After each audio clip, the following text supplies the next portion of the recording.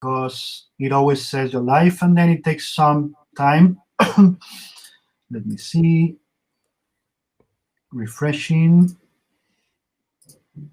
And black screen. Yes, we're in. We're in. Good morning, good afternoon, good evening for everybody watching this, because I don't know if you're watching it live or in what side part of the world. We're just seeing in Spain is 5. For Ross, I guess here is 9 a.m. Or if you're watching it in zombie mode. Zombie mode doesn't mean you're dead, just means you're not watching it live. And after that stupid joke, the important public service announcement of the day, that I do every day, but of the day. Let me grab the microphone so you can hear it loudly. Wear your fucking mask. Let me repeat, wear your fucking mask. And why? Because the mask is not meant to protect you. It's to protect others from you. That's why we wear it. We protect people from us. And it's important. You can cause not only deaths, but also chronic illnesses that are really bad. People can have lung problems and any other parts of their body for months. So it's really, really important that you do it.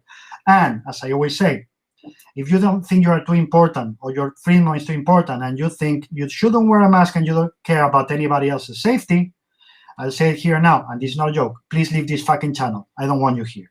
I don't want people who can be potential murderers or don't care for everybody else's safety. And after that really polite way of saying things that I have, hello, Ross, how are you? I'm doing terrific. How are you doing? Thank you so much for having me. No, thank you so much for being here. How's life in your neck of the woods? Are things improving at least a little bit, or is everything still chaos and confusion? Oh, I live in Los Angeles, and I have been in quarantine pretty extensively since March, and I really don't leave the house much at all. Mm-hmm. So very, very infrequently, and my family is the same. And so we're very strict about quarantine. So things are pretty much the way that they've been for us for the past 7 months. And are you noticing any changes for the better in the situation, or just just wait and see? Well, I sort of back in March and in April, I watched the local Los Angeles numbers really quickly, but then I moved on and sort of like accepted the situation of what it was. And I don't really check on what the numbers are. I know that we're going through a bad patch here in the States. Mm-hmm. It's mostly in the Midwest that it's hitting from what I can see. And I have family back in Texas where I'm from, and they're saying that things have kicked back up. Mm-hmm. So, I think people, when the numbers were getting bad in the States in the summer, people, it was around 4th of July holiday or Independence Day, and people tried to, get back into quarantine, and so the numbers went down in August.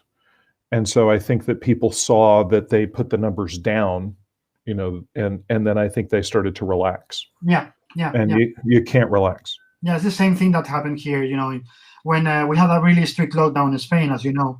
But as soon as the lockdown was opening by the beginning of the summer, European Union also asked to open frontiers. So everything happened at the same time. So we're now in a second wave. That seems a lot more under control because, of course, scientists have learned a lot with the situation, but, so. But we have to look at it, from a positive point of view. The vaccines seem to be coming soon. People is learning. Most people, I will say, except the idiots I mentioned before, are listening to the science. So I think we're in a good spot for next year, right? Do you agree that we should be looking up instead of down? Oh, I think that that's when life throws you challenges. If you look down, those problems will knock you down and you'll stay down. Absolutely. And I think the only solution, I know, like what we did at Boom was when the shutdown happened and the distribution mechanism, Diamond Comics, shut down. What we did was we started talking to retailers. Mm-hmm. And the retail community, I think, was incredible.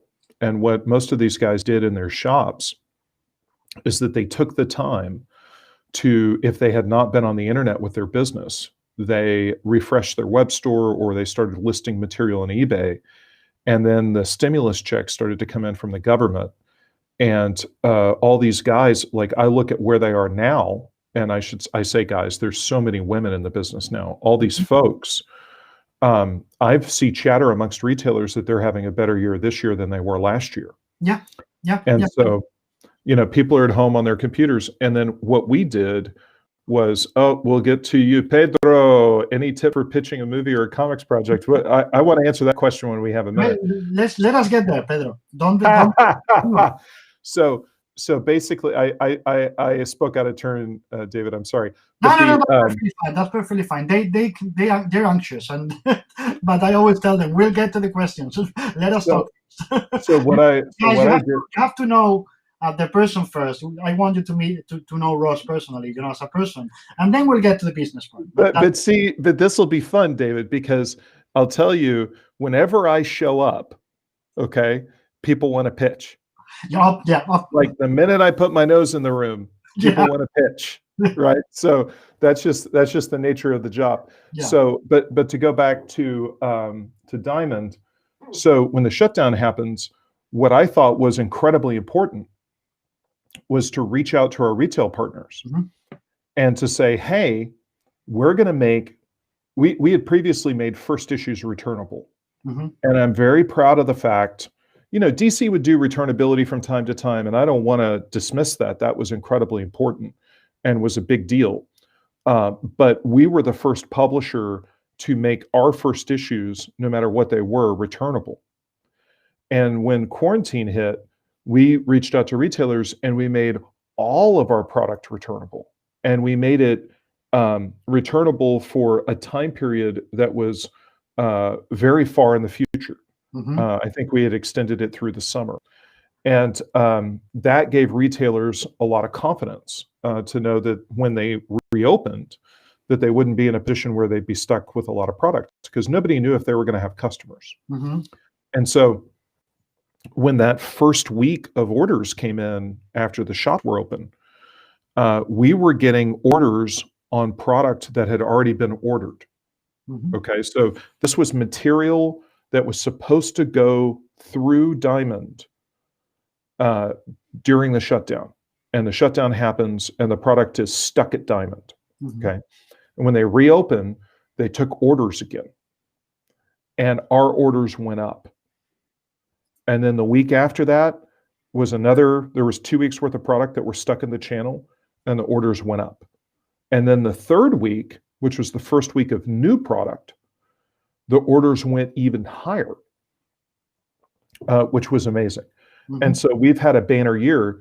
And what we discovered when the shutdown was over and everything reopened was that Marvel was not shipping product, and DC had taken, and I'm going to get this wrong, so somebody from DC can clarify, but generally speaking, the idea was to take a month's worth of product and spread it out over 6 weeks. Okay. Because nobody knew. I know why the other companies were doing that, because nobody knew if they were going to have any customers. And so what we saw at Boom was we saw that there wasn't enough to buy in the shop. And so I knew that we had commissioned a James Tynion graphic novel called Wind, which was slated to come out in November, and it was just as a book. It was not as single issue comics. And so I called up James and I said, I've got this crazy idea. What if we take this graphic novel and we serialize it as a comic book, and we push back the release of the graphic novel? Now, James was up for it because it was a crazy idea, but when I told the staff, I said, here's what we need to do. We need to take this graphic novel, we need to split it up into individual issues and serialize it before we collect it. And the staff said, well, you can't do that. And I said, why? And they said, there's not enough time for the information to be sent to Diamond, for that to be put into the catalog, which then needs to be printed, which needs to be distributed amongst the retailers, and then we need to take orders, right? And I said, let's skip all of that, and let's just go straight to final order cutoff, which is done digitally. And my staff, as usual, thought I was completely insane, but they do work for me, and they have to do what I say. And so, and the craziest part of the whole thing was on top of all of that, that gave us 5 days to announce the project, to market it. Yes, David, that is the correct response. And to then get orders. Okay. And so what I was banking on was that there was no product in the channel. Yeah. And I was banking on the fact that we had been there for retailers and that retailers were listening. Now, I'm not going to say retailers are going to be there for you, because you need to earn that trust and you need to put the product out that they believe in. But what I knew was, if we had a good project, that they would listen to us. Yeah. And that's what they did. And they ordered the book, and it was the best-selling first printing. Something is Killing the Children, Once and Future had gone through, I think, 7, 8 printings, something insane, and had sold and sold and sold and built and built and built and built. But the first issue of Wind, that first printing came in, it was the best-selling issue, our original issue that we had put out. And then what happened after that was we did Tom Taylor's series, 7 Secrets, and it got ordered higher. And then we had Al Ewing's series, We Only Find Them When They're Dead, and that got ordered even higher. And it just was this ladder, these steps that just built. And so that was sort of my perspective, is that when things are hard, first thing you need to do is you need to pay attention. Mm-hmm. And so you need to pay attention to the important elements. And whatever you do, whether you're an artist or a writer, you need to, as a publisher, I need to pay attention to the market. I need to pay attention to the retailers, and I need to pay attention to the fans. And I can't tell you, during the shutdown, instead of going and watching Netflix, I didn't watch any Netflix. Mm-hmm. Okay. I went online and I looked at what everyone was saying. Yeah. And what everyone was saying was they love their local comic shop. And they wanted to support their local comic shop. And local comic shops are more than a place where you go buy something. What they are is it's a community center. Absolutely.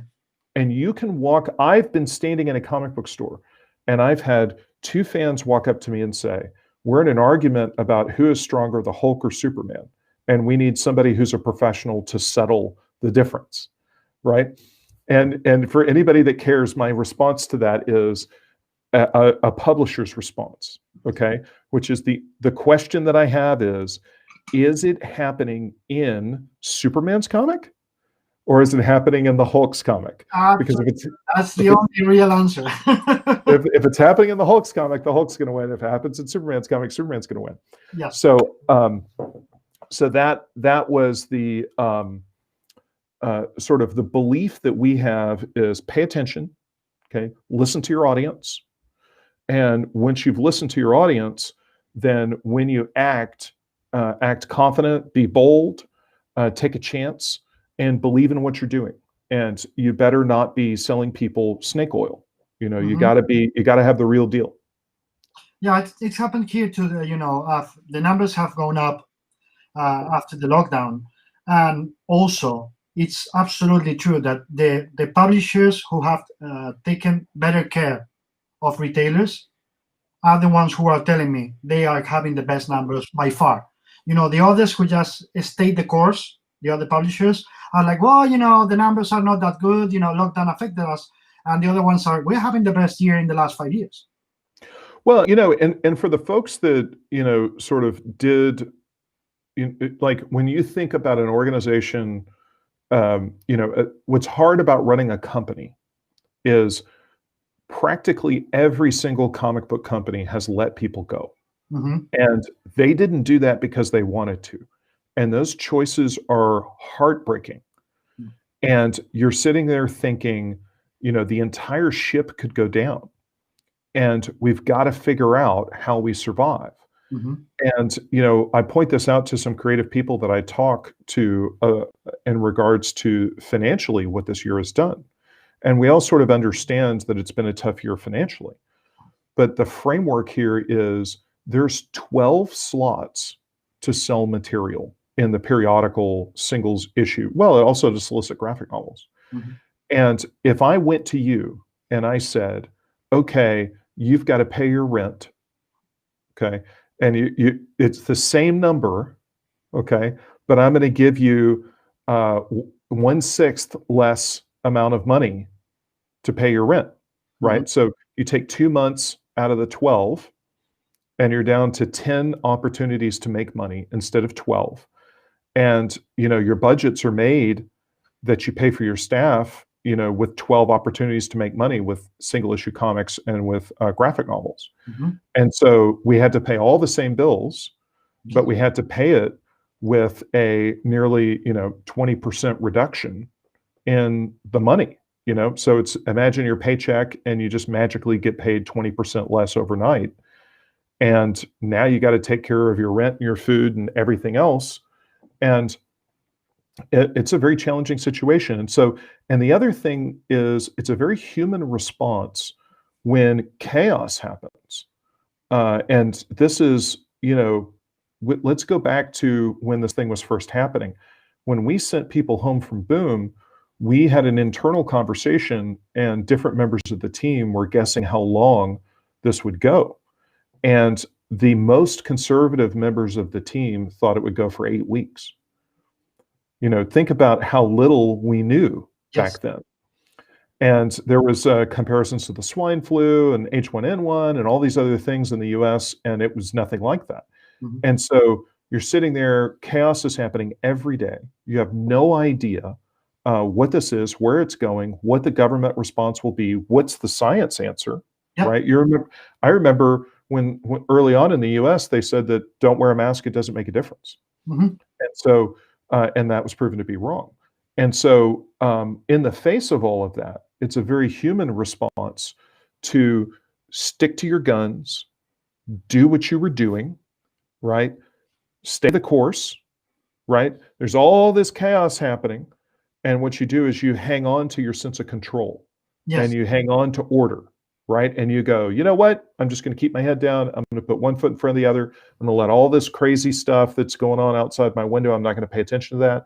And I'm just going to worry about the thing that's in front of me. And that's a very human response. So I understand from a publishing perspective why that was done. I just have some really crazy business theories that I think work. So that's why I do what I do.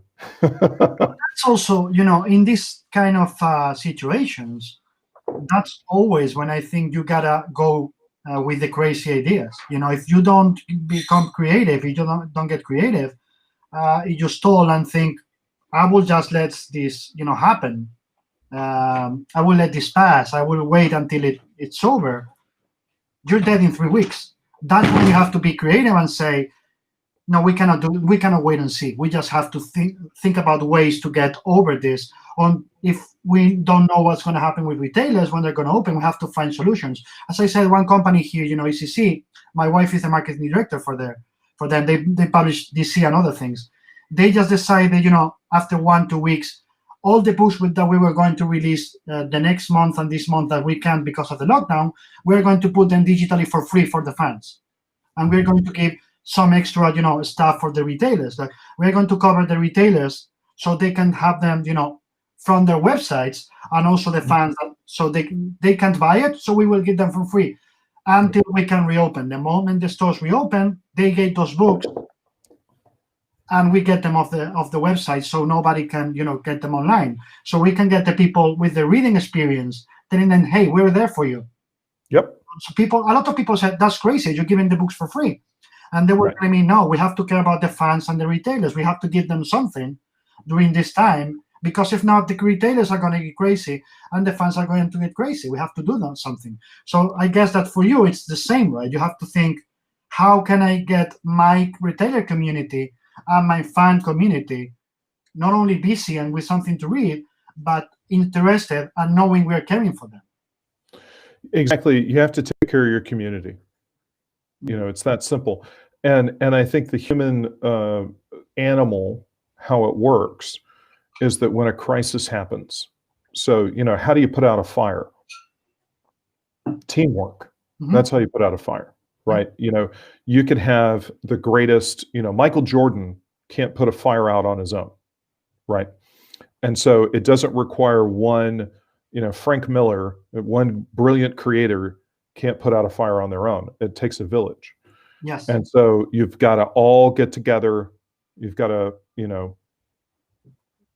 work together to address the crisis, and taking care of your fans is incredibly important. And I, like, to get a little bit more into your neck of the woods, some of the things that I love that I'm seeing from a lot of artists nowadays, the way that they run their Instagram, the way that they run their convention appearances, they have gone and really interfaced directly with fans off their website, and they know, it is the power of taking care of your fans. They come back. Absolutely. And it's also about, something that has really changed. And I've discussed with a lot of creators that before this happened, Lee Bermejo was amazing because he gave me the perfect analogy. He says, when you're working, full-time for, like a publisher like DC, Marvel, something like that, you just go, and when there's a hill in front of you, you always worry about what can be behind. Oh, it's going to be a precipice, I'm going to die, be careful. But since this started, he was like, and I know you've heard from a lot of creators telling you the same, like, you know what, the more and more we're in this, that precipice, that hill looks more and more attractive. You want to jump it because you feel closer to your fans, closer to the community, and in a way that if you are going to make a change and take ownership of your career, you have to do it now. This is the time. You don't have to wait. If you keep waiting, you are going to go back to stalling, and later you're not going to do it. Right. Yeah, absolutely. And I think it's where each creative person is the most comfortable, because I think the key to creativity is being in a comfortable place where it can then come out. Where does it come from? We don't know. Sometimes it's there, sometimes it's not.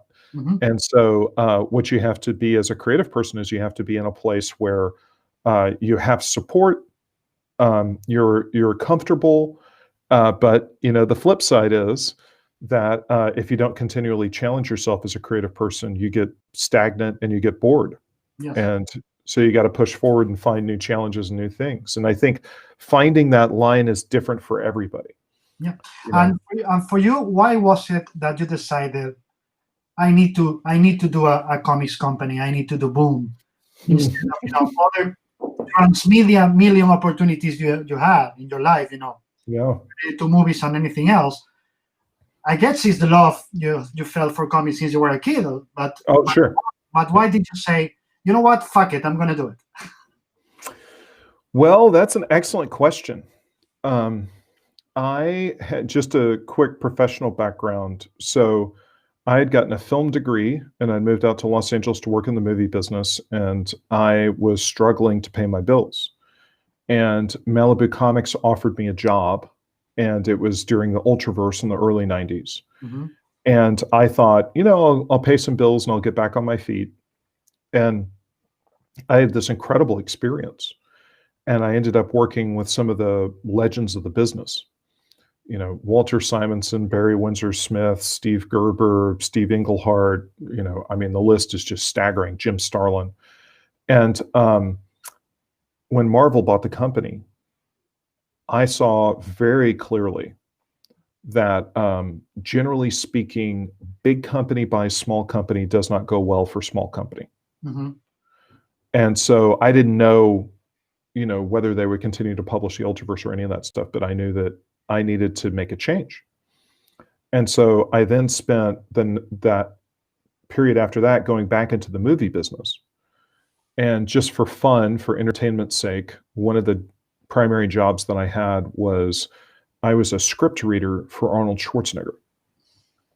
So the way that the movie business worked was that there would, let's say you're Arnold Schwarzenegger, and there's 5 movie studios, and all of them want to have you in their next movie because you're one of the biggest stars on the planet. And so you're getting offered from the studios your premium rate and the best projects.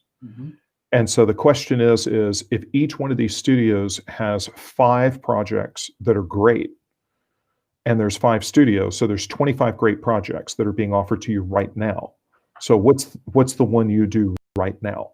And that's my job, was to come in and read those projects and to be able to make a recommendation creatively to the agent, who then took care of the business part and the politics of, did they promise Arnold's next movie to Warner's or did they promise it to Paramount? And so that was a lot of fun, but I was getting older and I was not progressing the way that I wanted. And kind of my original vision for Boom is not at all what it is. I originally was very much influenced by a company called AIT Planet Lair, which was started by Larry Young, which was a kind of a boutique. Larry and his wife Mimi kind of did the whole company. And I was also very much inspired by my friend Joe Nosmak, who started Oni Press, which at the time was a little boutique company that maybe did 3 or 4 different individual issues. And they've certainly grown a lot in the ensuing 25 years. But those two things in the early 2000s were really influential to me. And I thought, oh, you know what? It'd be really nice to just have a small little publishing outfit. And I could kind of do the things creatively that I'm interested in, that I like as a fan. And I could, buy a little house in the middle of the country and, settle down with my girlfriend and have a nice little life. And that's that. So my vision wasn't really this big thing. And, my grandmother had passed away and I'd gotten some money from her inheritance, which was not much money at all. And I kind of looked at it originally as, how do you take $1 and turn it into $2? As almost kind of a side hustle, where it's like, I'll do this, I'll publish one thing and that worked. And then I'll publish the next thing and that worked. And then I'll publish the next thing and then that worked. And then I published 2 things and then that worked. And I was like, maybe I got something here. And the sub story, I think in particular, David, you would enjoy, was that how I went down that path was I had gotten to know Keith Giffen. And so Keith would call me up and we would have a lot of fun. He originally called me because Mel Gibson's company was optioning one of his comic books. And I basically told him, you don't have a great deal. You do not have a bad deal. And here you're in the middle, and here's what's not great about it, and here's what's great about it. And he really, I think, appreciated the straight talk, especially in Hollywood where you don't get straight talk. And so that kind of struck up a friendship and we went back and forth. And then he called me up one day and he said, I'm doing a comic book at Image and you're going to write it. Now, here's who I am, okay? In 1980, in every single Marvel comic book, there was a 2-page spread that was bought by Mile High Comics. And they offered, this is well before the internet, and they offered to buy comic books through the mail. And they had huge lists of X-Men and the Hulk and all this stuff. And there were 2 creators that were listed next to the comics. And their comics were more expensive because that creator's name was next to the comic book. Okay. And the first was Adams. And for years and years and years, I was like, who is Adams? Because he had left the business. And so I had no way of knowing who Adams was. And I later discovered that was Neil Adams. And then the other person who was listed in that ad was Giffen. And I knew who Keith Giffen was because I was reading Legion of Superheroes. So I went and bought every single thing that Keith did after that. And, fast forward to us becoming friends and him calling me up. And then Keith calls me up out of the blue and says, I want you to write this comic book. And I said, well, Keith, I don't know how to write, and I love you. You're a great writer. I love everything you write. And so this is a terrible idea. Like, you should be writing this thing. I shouldn't be writing it. And Keith said, look, Keith's real gruff and I love it. Keith says, look, I'm doing this comic at Image and you're going to write it. I said, Keith, that's just nuts. Like, I've never written anything before. Nobody's ever paid me to write. And I don't think I'm good at it. This is a bad idea. And Keith said, I'm doing this book at Image and you're going to write it. And he just wouldn't quit, right? And he just said the same damn thing over and over and over and over again. And so what I said to Keith was, I said, look, I'll do this, but we're going to create a net for when I fall off the trapeze. And the net works like this. You're a great writer. So when I'm terrible, you'll go rewrite me. Mm-hmm. And I won't be upset because I know that I'm not a good writer. Mm-hmm. And so we did this comic book for Image that was called Dominion. Mm-hmm.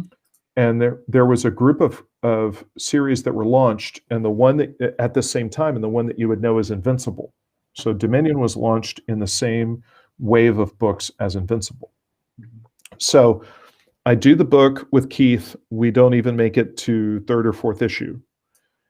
And Keith's in town for a convention.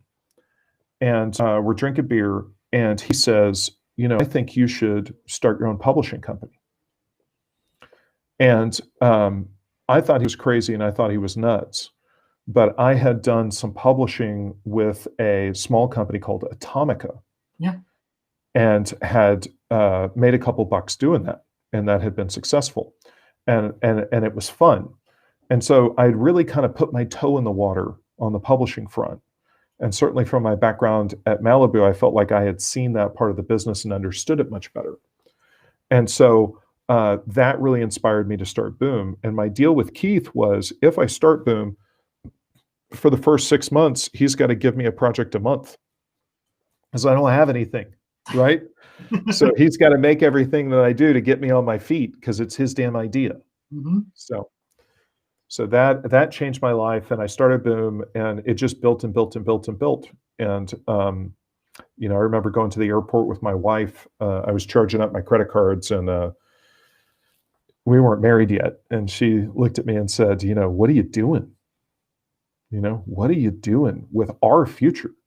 Mm-hmm. And I said, this was in May, and I said, "I want you to give me until Christmas, and if it doesn't work by Christmas, then I'll stop." Mm-hmm. And here I am. Well, so it seems it worked. Thank God. How is it for you as a creative and also a businessman? When do you know you need to tell people to quit? Oh boy.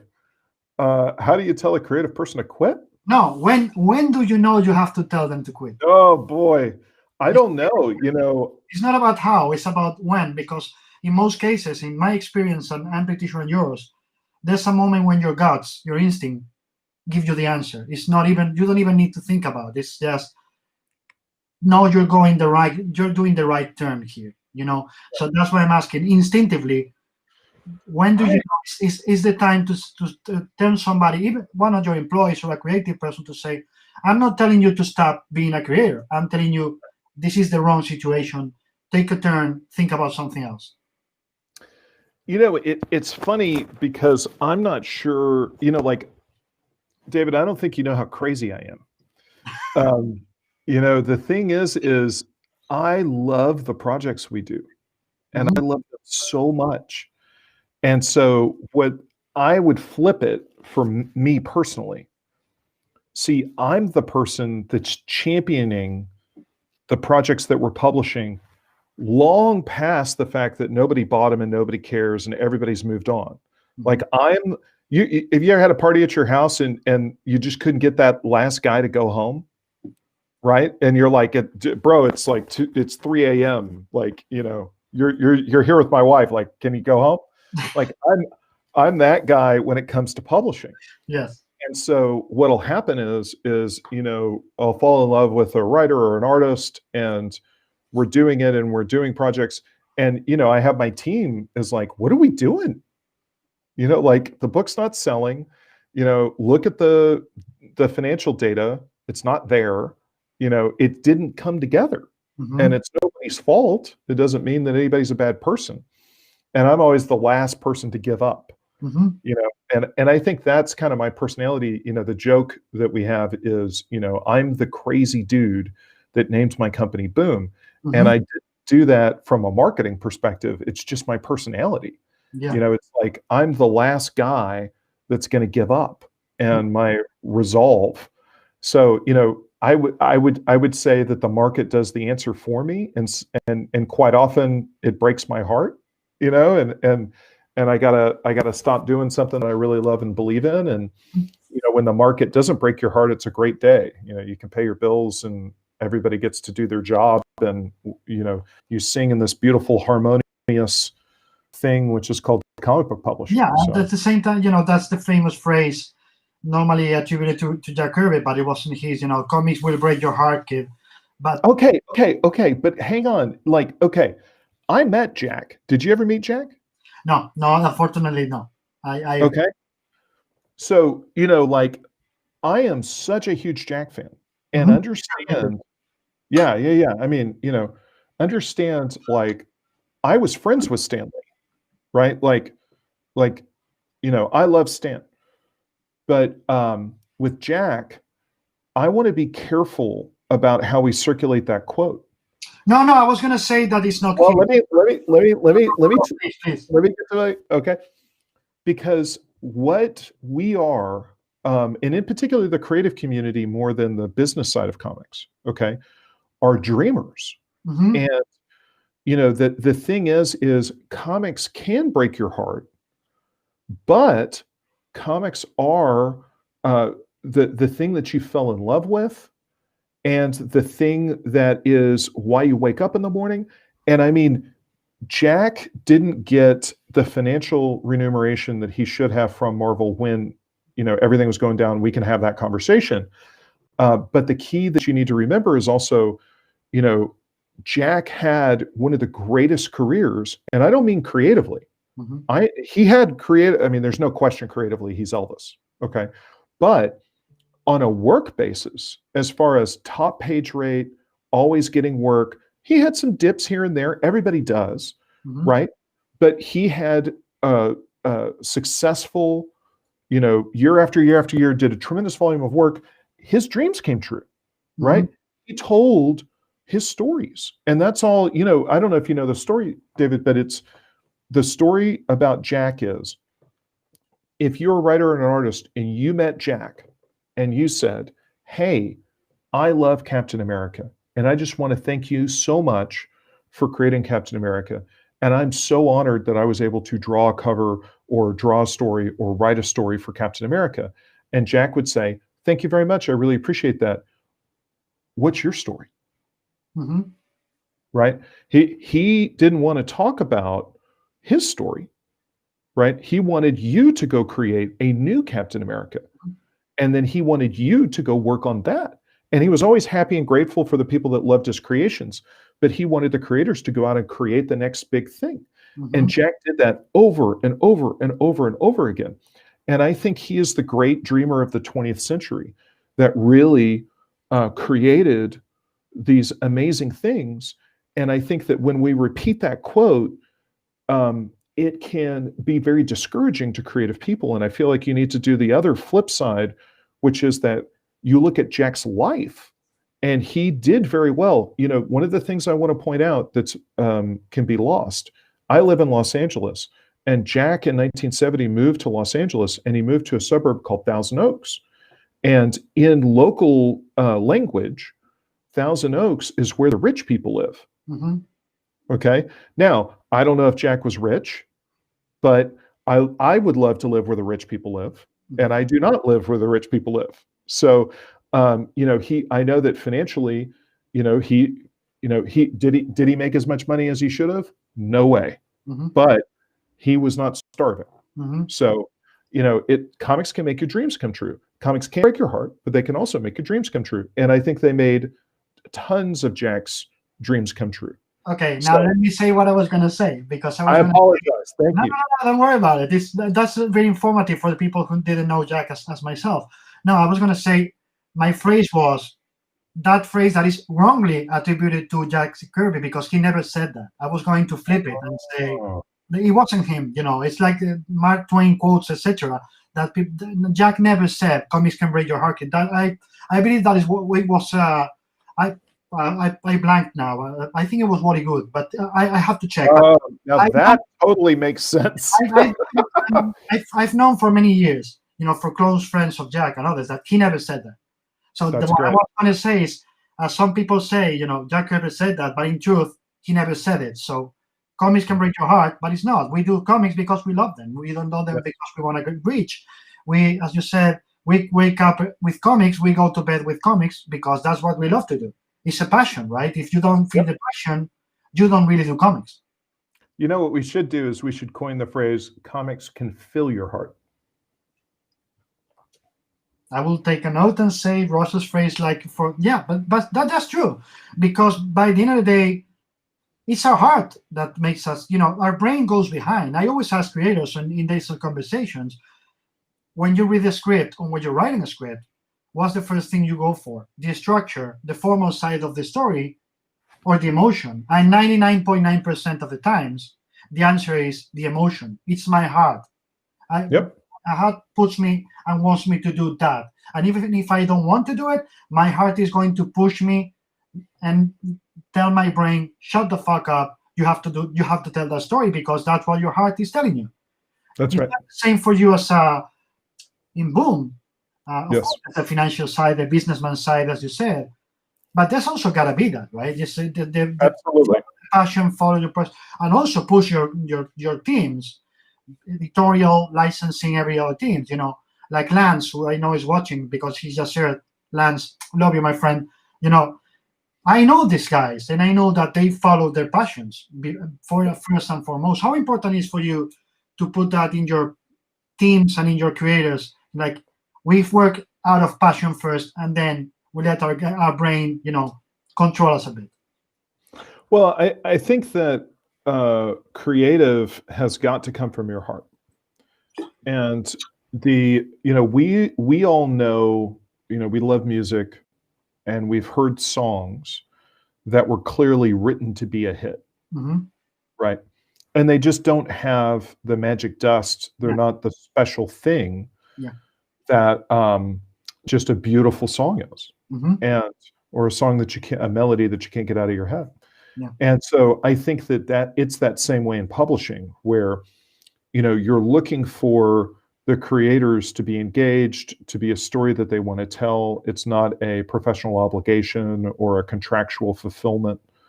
You want this thing that they care about and are engaged in. And I think, the thing that is so powerful is when you sit down and you read a comic and you are completely engaged because you can see that the creative has poured their heart out into it. It's the thing that they talk about with cooking is, the best meals are made with love. Absolutely. Well, what the hell does that mean? That didn't make any sense, right? But it's true. And so we've all had that meal that was made with love, and it's so much better than the meal that you made before you had to go to work, right? Yeah. And so comics is the same way. And I think what we're constantly trying to look at, where's the market going?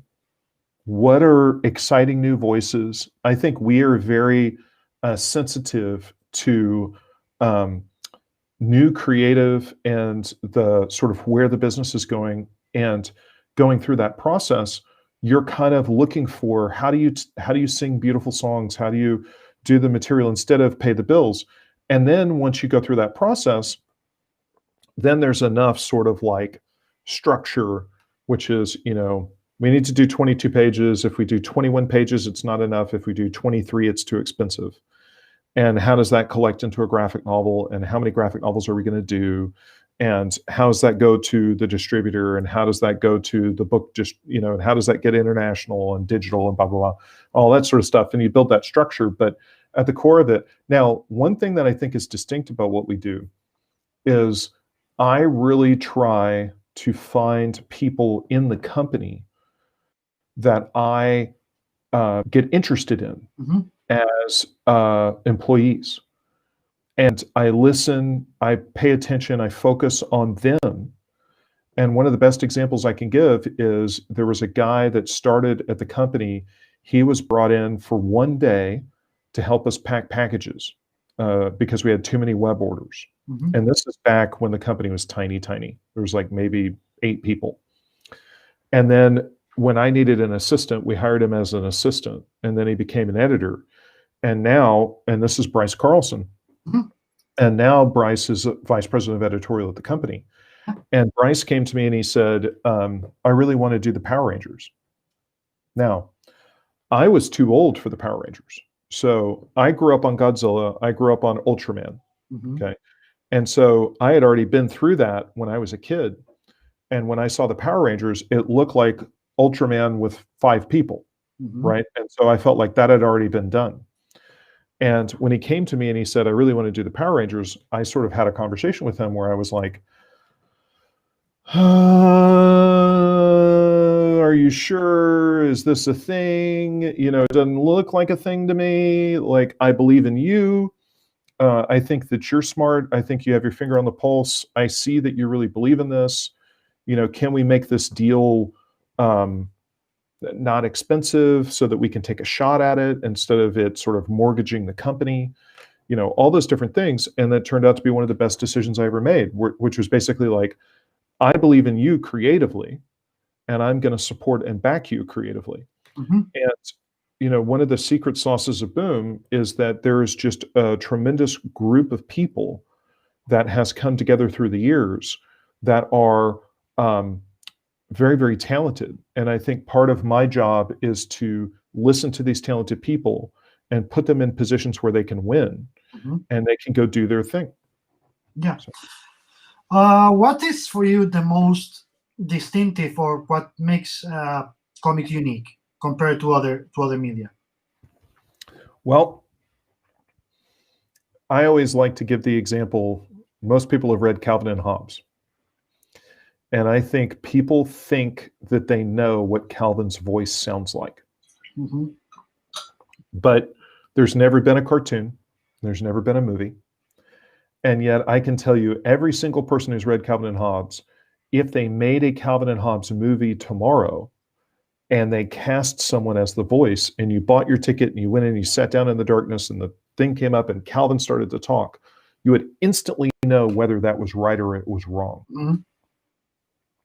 And that's comics. Mm-hmm. Is the story is made in your head. And I think the magic between the panels of storytelling and comics was laid out really well by Scott McCloud in Understanding Comics, where he explains that the magic is the way that the panels are added together to create something that's more than the sum of its parts. And that magic storytelling, how it comes alive in your head. Mm-hmm. And, you know, novels are 100 pages of tone and building characters, usually before anything happens. And novels are about voice, which is not to say that comics are not about voice, but comics, man, they start on panel 1. The visual medium connects directly into your brain, and it tells a really specific tonality. It tells you where you are, what's going on. You're 3-4 pages in, and you're on a journey.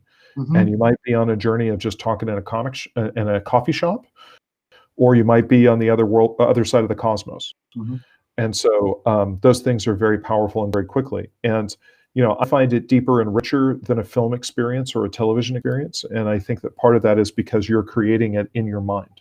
Yeah. And also there's a big part of it that is, I don't know if you're watching in my videos, but I always repeat this. I think comics is the only art form that can defy Einstein's theory of relativity, because comics control time and space from beginning to end. And it's not only about, and I discussed it with Scott when he was here, shaping the panels in a certain way speeds things down or slows things down. It's also about, and I always say the same example, Watchmen issue 1, we have Laurie in the background in one panel, we don't think about it at all. Issue 5, she's in the foreground, and we suddenly realize, oh, this is exactly the same moment that we saw in issue 1. So they took us, 5 issues later to that same moment. Yep. You can be 20 pages in 1 second or move back and forth. That's only natural in comics. You cannot do that without feeling jarring in a movie or in a TV show or because, the arrow of time, and as Einstein also said, always points in this direction with movies and with a novel. You put a flashback, but it stops the narrative. In comics, it doesn't. It's part of the narrative. It's part of the language. Do you agree on that? Absolutely. Look, you see it really clearly in Watchmen with the Dr. Manhattan sequence. I don't know if you're, I think, are you familiar with the short story that was published by EC called Master Race? Yeah, of course. Yeah. Yeah. So, I think that that might be the first time that somebody, very obviously formalistically was playing with sections of time Yes. in comics. I'm sure Will Eisner did it beforehand, but I don't know it as clearly the Master Race story. So. Yeah, probably he plays with some of that in the spirit. I can't point exactly where, but knowing Will and the spirit, he probably experimented with that. But as a story, that was the idea. The formalism was there. I thought out, I'm gonna show you the possibilities of the medium. I think Master Race the first, and that's also something I discussed with Scott. I was talking about the formalisms. Pointing at the corners of my screen as the different groups of types of creators in comics, and I literally said, I don't give a shit. They were like, why? Because comics have no limits. Can we agree on that? They have them. Other arts have. Comics, somebody's going to come as a publisher, editor, writer, artist, as a whole team of synergy, and it's going to say, wait, what? You're telling me we can't do that? And the new generation that comes always breaks those frontiers, those barriers, and creates something that wasn't expected. It's like when people are so surprised about Al Ewing, doing the Hulk as a horror comic. I always say, well, that was the original intention. Like, what? Yeah, the original Hulk. And it wasn't there, of course, because I went from 1974. But if you read it, just please read it. Jackson Stein's idea at the beginning, that was a horror comic. Yes. So it's Jekyll and Hyde. Yeah, exactly. It took this amount of years for a creator, and I'm not saying nobody else did it in the middle. Of course they did. A creator said, let's embrace that. Let's embrace that Hulk should be a horror comic. And that there's no limit to the stories you cannot tell. As I always say, and I said it many years ago, when Sandman started to be published, some people saying, oh, Sandman, that's a boring character. And I always said, it's never about the character. It's about the interpretations of the character. Well, that's when I'm going to quote Grant Morrison, which is, there are no bad characters, there are only bad writers. In the end, that's true. So leave it to the magician. Yeah, absolutely, and that's also something I love to talk with Rand about. That is very clear. He's always clear about everybody can have an idea. The ideas, there's a million ideas around. The thing is not doing an idea, and something I tell new creators when I talk to them is, and I know you're going to agree with this, is editors love people who finishes things. Yes. It's really hard to publish a comic book that isn't finished. And by the way, that's a great way for your family to not get fed.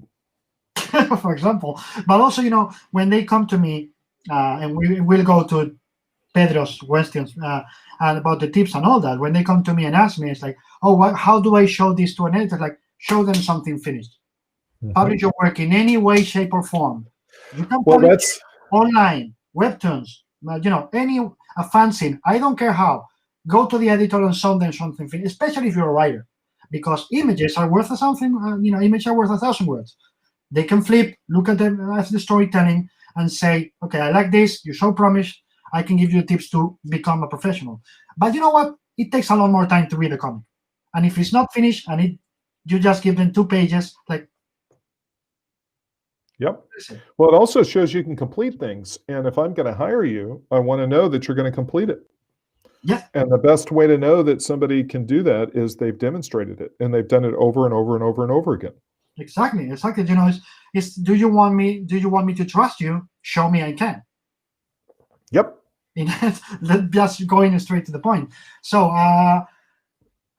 Pedro Mercader, okay, your question, since we're entering that territory. Any tip for pitching a movie or a comics project? Well, there's okay. So, let's see. I'm trying to think about how to answer the movie question. Let me back up, and I'm going to try to give an answer that addresses both ideas. And I'll give it from my personal perspective. So I grew up in San Antonio, Texas, and that city is called the River City because there's a river that goes through the middle of it. And my mom had a gift shop down on the Riverwalk. Yes. And when I was 15, I worked in that gift shop because I needed to make money to buy comics. And so when you walked into that gift shop, there's a very special time. I say hi to you, you say hi to me, and then I have your attention for maybe a sentence before you can walk away and go do your browsing or your shopping. And at that moment, I can sell you something. But it can't be long. You don't have the patience for a paragraph. Okay. You have the patience for a sentence. And that is the definition of high concept. So the example I would give you, I think, is Why the Last Man is one of the great high concept pitches. So there's one guy, every other man on earth has died, and he's got to go from A to B. And you're like, ooh, last man on earth. Like, yes. And now I'm going to show you this comic book and I'm going to tell you what it is. And so high concept always does well, and both comic publishing as well as Hollywood, for two reasons. So you have to, well, I should say for the same reason, you have to sell the product. And so there's this thing that happens in comic shops where you have a regular, they're reading Batman, they're reading Spider-Man, and then they go to the clerk and they say, I've been reading the same thing for a while, what's good? And then you have to have the sentence, right? Here's the idea. And at that juncture, you have an open door and you can sell with that one line. The other, when you look at from a media perspective, think about trailers that you watch. Think about TV shows that you're scrolling through Netflix, right? You have this much attention, right? You have all this stuff going on, but you'll put your eyes on this. What is this? Blam. This is what it is. And so focusing on the high concept isn't, people think high concept is this meets that, okay? When I pitched you Why the Last Man, I didn't use this meets that, right? This meets that is misused, and this meets that is interpreted to be high concept. And if I told you it's Calvin and Hobbes meets Peter Pan, what the hell is that, right? I could tell you I have an avocado and peanut butter sandwich, and I'd be like, I don't understand, right? What you're trying to do is you're trying to say it's peanut butter and jelly, right? But a lot of times when you partner these two things, I don't understand how peanut butter and avocado come together, right? And I've never had it before, and it's confusing, right? But the first comic book that I published was called Zombie Tales, and it was published in 2005 when The Walking Dead was a hit in the direct market, but it had not become a TV show yet. And so Walking Dead every month was selling better and better and better, and it was growing, but it wasn't a juggernaut yet, right? And my joke about Zombie Tales is that, guess what it's about, right? It's Tales of Zombies, okay? It's all in the title. And so that book sold great, and it put me on my feet and, kind of put me on my trajectory as a publisher because its title was so clear. And it wasn't Tales from the Dark Side, or it wasn't Meditations on the Undead, right? It could have been. Both of those titles could suit the project, but Zombie Tales was super clean, and it was very clear. And I followed it up with Ninja Tales and Pirate Tales, and discovered that didn't work nearly as well. People did not want Ninja Tales. People did not want Pirate Tales. But I think the key is high concept. And if you then are able to come in and create a high concept, a simple idea that has a hook. When film students ask me, how do I pitch the next hit movie? I give them a very sarcastic answer that is very, very true. What I do is I say, pitch that studio the last hit movie, because they just made money off of that, or the studio across town did, right? So it's proven, right? And your key is that you need to change it enough that it's new, but not so much that it's different and confusing. right? Now, there's another way to say this, which is William Friedkin, the director of The Exorcist, says, old story, new clothes. Okay, old story, new clothes always wins. Yes. You know, you want to talk about The Mandalorian? The Mandalorian is Lone Wolf and Cub. Yeah. Okay. Mandalorian is a story that's been told a million times. We could sit here and talk about all the different pieces of it. We'll talk about Mandalorian season 2, the opener. I'm not going to first episode of the season, and I'm not going to do any spoilers, so we don't have to worry about that. Okay, if you haven't watched it. Okay, here's the structure. The structure is there is a community. It's a small town in this instant. The Mandalorian, the stranger, comes to the small town. Okay, there's a threat that's external. He has to help the village. Now, I just described Road Warrior. Okay, I just described a million stories of heroic figures that come, but this was done in Star Wars clothing, right? So it's an old story that gets new clothes. Yeah. I could go on and on and on and unpack. That's the key to the Mandalorian's success, is that the story is very familiar, but it's now being done in the Star Wars universe in a way that you've never seen it before. Yeah. And so so you need to ideate a high concept. Then you need to think about how are you telling a classic story in a new way, because a classic story in the old way is boring. Okay. And then the next level then is you got to think about character. And I think one of the great mistakes that's made in genre fiction, which addresses comics and movies and TV, is that people don't value character. Let's talk about superheroes for a second. You sit there and you go, his costume needs to be cool. He's got to have a cool name. Well, all that's true. Okay. But the truth of the matter is if I took Superman to the grocery store, I could tell you everything he's going to buy at the grocery store. Okay. We can just walk around and I'd be like, yeah, you're going to want that. Yeah, you're going to want that. Okay. I can do the same thing with Batman, and the list of things is totally different. Okay. And that is a triumph of character. Okay. So characters, if I did that with Liberty Bell from DC Comics, which Liberty Bell's a great character. I'm not saying anything negative about Roy Thomas or any of the wonderful creatives that created Liberty Bell, but I don't have any idea, right? So the characters that stick to your ribs, let's talk about Deadpool, a new character that was created recently. You know what Deadpool's going to order at the grocery store. Yeah. Right? And so that's a triumph of character.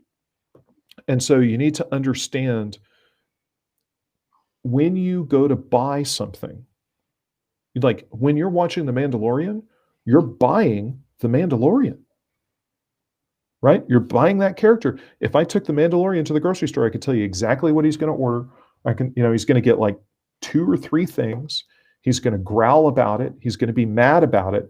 And it's probably going to be some variation of bread and water, right? It's going to be the most basic, simple thing, and no mess, no fuss. And he's not going to want to be in there more than 5 minutes. Yeah. It's probably 3 minutes tops. I always thought he would be a can of beans and bread kind of guy. There it is. Bang. There it is. You nailed it. And maybe a bottle of water, because he depends on the fact that maybe the water isn't going to work when he gets home, right?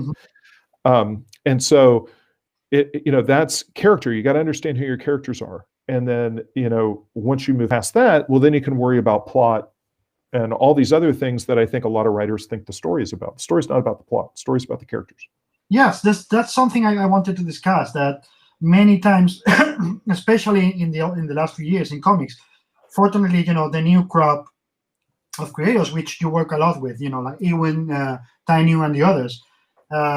And we know Grant and all the others can do that. But there was a time in comics when a lot of people forgot character is the key. And it was all about the plot, about the saga, about the long story we want to tell. And I kept asking myself, where's the character in here? What is his experience? What's his arc? Where is he going? And we lost that. And that it wasn't a coincidence. At that era, if you remember, sales went this. Yes. They did this. And Yes. people was like, well, but we got to be more spectacular. We got to do, and I was like, no, you're not selling illustration books. You're not trying to sell, just the pose or a poster. You're trying, this is a narrative medium. This is storytelling. And you're not telling a story. And if you're trying to tell a story without telling us how a character evolves, it's not a story. Yep. It was empty. Yeah. So how important is for you that the arc is complete for your characters, even in a mini series, or you're always thinking about the next step for him or her? We gotta continue telling that story. Well, I think it's up to the creator, and it's up to what the project is. And there are certainly stories, Man on Fire is a good example of, the arc needs to be complete. Yeah. But at the same time, it's like if you told me that you're going to do a 5-year Man on Fire show, I'd be like, I wonder how you're going to do that, but I think you can. And how do you do it creatively, I think is the key. And so I think, that's a question about, now we're going to get a little deeper in the writer philosophy. This is going to become a writer class here for a second. So what does the character need from the external world? What does the character not have? So that's the question. What does the character lack? And that character has to go get those things. Yeah. And then the question on a plot mechanic basis is, how is the world not going to give the character what the character needs? And when that happens, now we have conflict. And that's a plot. Yes. So it's in a way, it's character against the world, right? Absolutely. Yeah, even if the world might be themselves. But that's a different. But in a big way, it's the internal conflict also tells you what the external conflict is, right? It could work from the outside to the inside, but in many cases, we can also work from the inside to the outside, which is, for me, it's a definition. You mentioned Superman and Batman before. I could tell you that for me, Superman works from the outside to the inside, and Batman always works from the inside to the outside. What defines what Batman is? His internal conflict. And what defines who Superman is? The world he was born on, and his experiences in Arkansas, in Smallville. The external world defines Clark Kent, and the internal world defines Bruce Wayne, right? Yeah. Yes. Yeah, I would agree with that. Okay. So let me see. Philip Everell says, has Ross been persuaded, he puts into brackets, into taking on a comic he loved or hated, but his fellows have had the opposite view? I champion things that I love all the time that get shot down by my team. I did that this week. I'll entertain all the fans will start screaming at me, but I had a conversation about we should do Wu-Tang Clan comics this week, and my team shot me down. About what? Sorry? So, Wu-Tang Clan? Wu-Tang Clan, yeah. Yeah. I do that. Well, that's the thing when you have a publishing company is, the way that you should think about it is it's like seats in your car. Yes. Is you only have so many seats in your car, and you can't, you're driving a bus, and bus is an infinite number of seats. So you can't do everything. Absolutely. So you got to figure out, what's the best thing to do. And so it's a resources. Your resources are limited. Absolutely. So the way that I run Boom is very strange, and it's very different, where I'm sort of the weirdo who's, and I explained to you, David, you really don't understand how crazy I am. I'm coming up with all sorts of ideas all the time. And for the most part, Matt Gagnon and Philip Sablick and somewhat Stephen Christie, their jobs are to hold me back and to tell me no. And so it's a bit of a reverse of the dynamic. Usually you hear people are championing ideas that get shot down at the top. And so I'm a weirdo. I'm different. I'm strange. Did I mention I went to art school?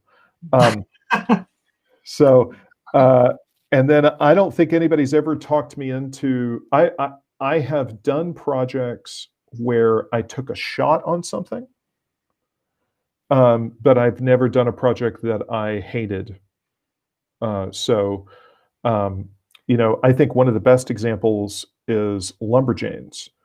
So I went and I had a meeting with one of the women who was involved with My Little Pony, the Friendship is Magic version.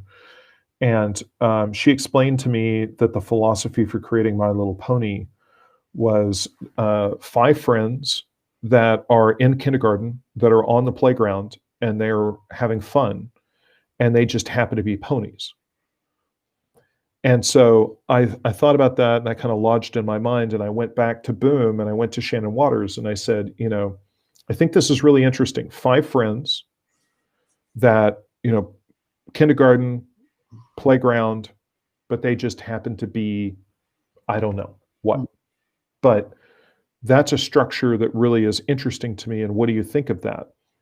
And I was really encouraging her to come up with something.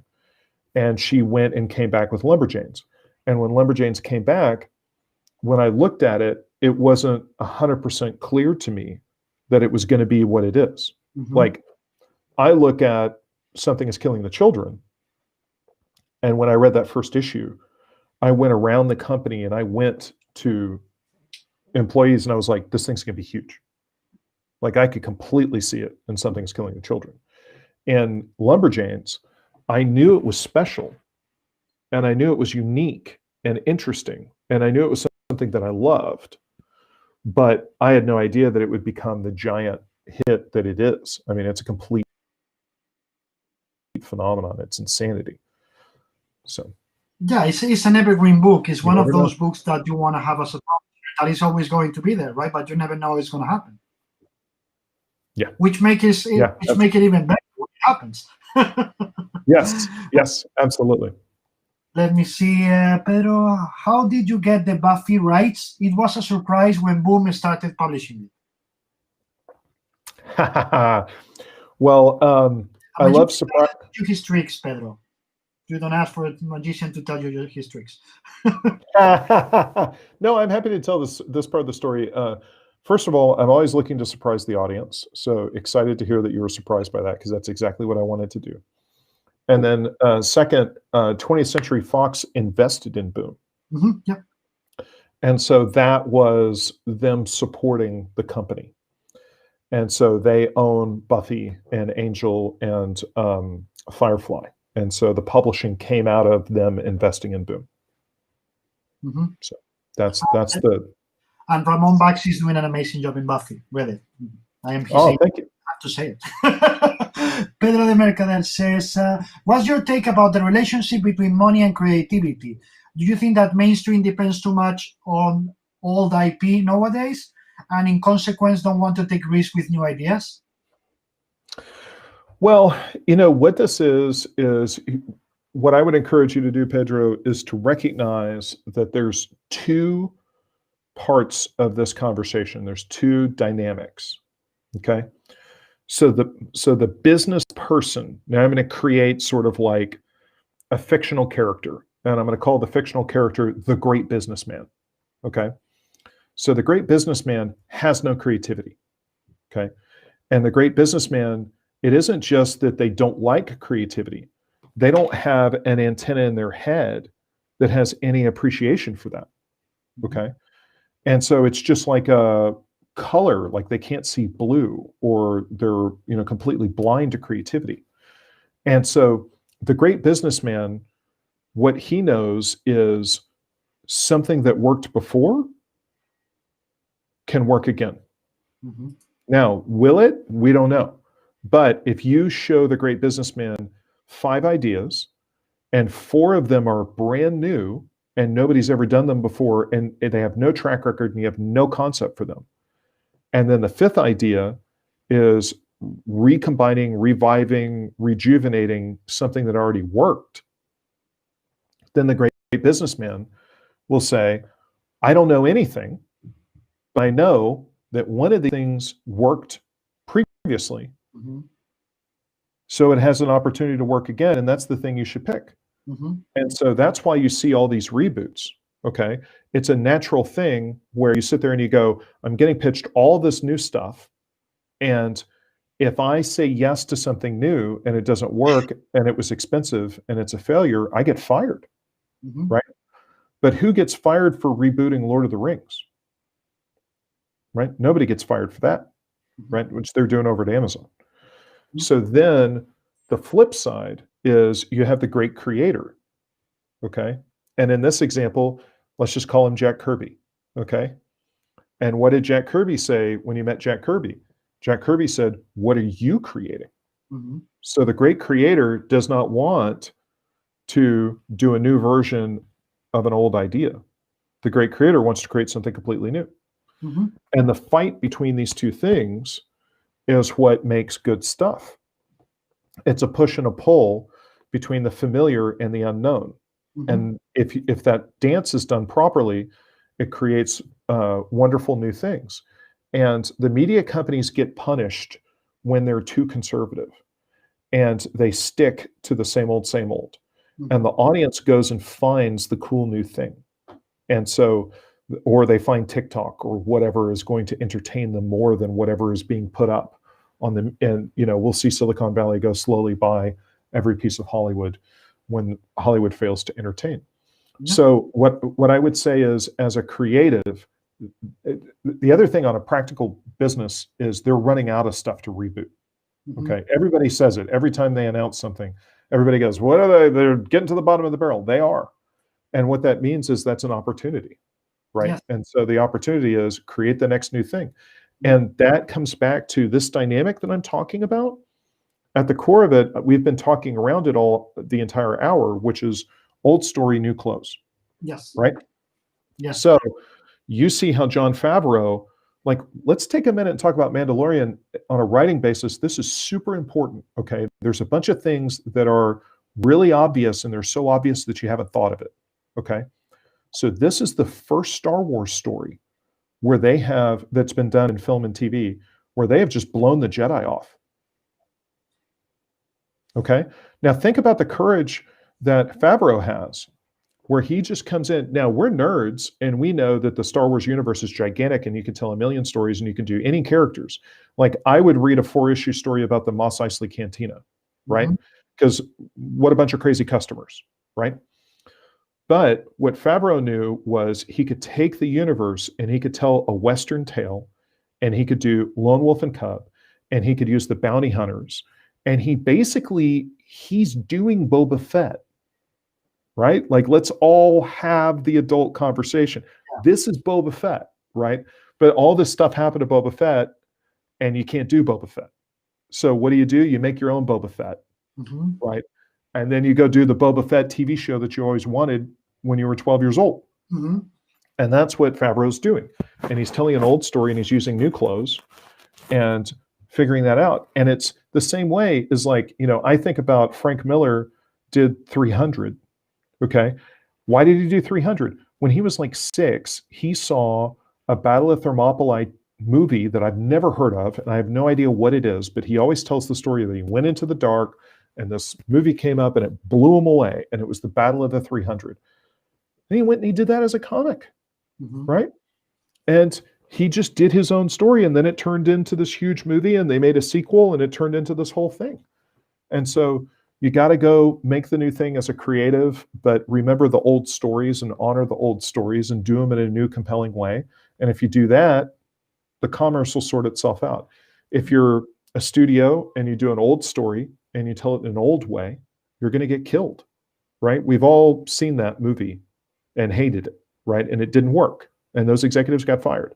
And we've all been in college and bought a ticket to see a movie that was a completely new story told in a completely new way, and walked out of that theater with our girlfriend saying, "What the hell was that?" And us going, "I don't know, that I'll tell you what it was. It was a giant waste of my time." Yeah. Right? Because it's just so out there, it doesn't have anything to anchor onto. Yeah. That reminds me, Mandalorian. It's so much fun because we can see how much Lone Wolf and Cub, and of course Sergio Leone and the Man with No Name affected or influenced Favreau. But then Sergio Leone was influenced by Kurosawa and John Ford. Yes. So Yes. again, Leone did all character new clothes, and then Favreau Yep. is doing all characters new clothes with Leone. Absolutely. And I think that's a great way to talk about artistic influences, Yeah. And each one of those is creatively pure and brilliant. John Ford, you want to talk about somebody that Steven Spielberg and George Lucas worship at his feet, much less Akira Kurosawa, Yeah. right? And then you talk about Akira, and Akira is worshipped by Lucas and Spielberg and everybody that knows a damn thing about movies. Mm-hmm. And then you look at Sergio, and he's the same way. I mean, there is just undisputable talent. Yeah. And so over and over and over again, and that comes to, spend your time on greatness, right? So if you have time, read a great book. If you have time, read a great comic. If you have time, watch a great movie, great TV show. That's not ever going to be a waste of your time. Yeah. We see that there's that old phrase that is always true. We sit in the shoulders of giants. Yes. That's recognize the talent. That's why Spielberg always talks about Ford or Kurosawa or David Lean or the others. There's always there. Or Scorsese has devoted so much time. He's like, to try to recover archives of all movies. Restore them. It's because they know what they are, who they are as creators, is because what they loved when they were kids. Yep. So if you try as a creator, and this is a conversation I have with young kids, like, oh, I don't care about the old stuff. I'm going to create something new. And my phrase is always, then leave comics. Forget about it. Yeah. Because you really don't want to do them. If you don't care about what's come before, you are in this for the money. And we are not in comics for the money. I'm sorry. This is not right. Maybe you get lucky, and you can you get your rights to do a movie or TV show. Happens one time every 100 or 1,000, maybe. But if that's your goal, it shows in your comic. When somebody, and you know this much better than I do, Ross, when somebody does a comic that is only because I want it to be made into a movie or a TV show, it sucks. Yes. That goes back to cooking with love. Yes. Right? So you don't want to make a great comic. You want to make a great movie, and the comic book is in the way. Yes. Right? So I get hit on Instagram all the time about, hey, I've got this screenplay that I wrote, and I want you to turn it into a comic book. And I have made 2 movies. I've been very fortunate, produced 2 movies. Now imagine if I walked onto a movie set, Denzel Washington, Mark Wahlberg starred in 2 Guns. And I walk up to them and I go, I'm just here to make a comic. And I just don't care at all what you do today. Mm-hmm. Right? How disrespectful would that be to them artistically? Absolutely. And using them as a vehicle to get somewhere else and do something else. So, what I say about movies and comics is, let's go back to 300 for a second. Mm-hmm. Okay. Like, I'm going to go back even further in my mind. Hang on. I don't worry about what's going to be a movie and what's going to be a TV show. Okay. Because the creators, they worry about it. Mm-hmm. When you look at 300, the way that, I'm going to get technical here for a minute, and David, you're going to know what I'm talking about. When that book was first published, it was serialized as a 5-issue miniseries. Okay. And the way that Frank drew it is he drew everything as a 2-page spread. Yes. Every single thing was a 2-page spread. Okay. Then when it was collected, it was put into a hardcover where the 2-page spreads were printed as a single page. Yes. Which also happened to be the aspect ratio for a movie. Okay. Now, are you telling me that Frank Miller wasn't sitting there directing a movie while he was making 300? Yeah. Frank had gone to Hollywood and been a screenwriter, right? I could tell you, I've never had the conversation with Frank, but I can tell you 100% he absolutely was. Oh, yeah, absolutely. Now, so Frank wanted to tell a movie with 300. Well, that's, as a creative, that was his prerogative. He had to tell a great comic book first. And Frank Miller makes great comic books. And he focused on making a great comic book. And when Zack Snyder read that comic book, Zack instantly saw what the movie was. Yep. And so he was able to direct a great film out of that work. And the same thing on Sin City with Robert Rodriguez. And at the focus of it, you've got to make a great comic. Now, as a creator, you can see the movie in your head. Okay. I'm not going to worry about that, because if I don't make a great comic book, I go out of business. Mhm. right? And I'll tell you, one movie is not going to pay for all of Boom and take care of all my bills for the future. I have to make a great publishing company. And if you make a great publishing company, they publish great content. And if you make great content, everyone, my joke about Hollywood is make a comic, put it in a safe, dig a hole in your backyard, bury it, and in the morning, Hollywood will find it. Okay. Your phone's going to ring off the hook. Everybody's going to want the comic book. And that's been pretty consistently 15 years at Boom, is everyone wanting to make a movie or a TV show out of what we do. Yeah, absolutely, absolutely, and it shows. It's funny when you mention Frank. I remember when I was with Romero Jr. a couple of weeks ago, and he was asked, "What's your favorite comic that you've done?" And he said, "Probably Daredevil, Man Without Fear."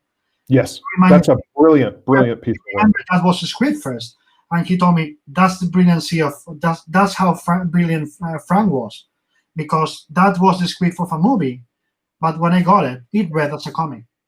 Yep. And Frank let me, fill in the gaps. Everything else that was storytelling, Frank told me, go for it. And I was thinking, that's brilliant. So he was writing a comic, but at the same time, it was his script. Well, Frank is really, really, really influenced cinematically. Yeah. And part of it comes from he's really influenced by Will Eisner, and Will Eisner was really influenced.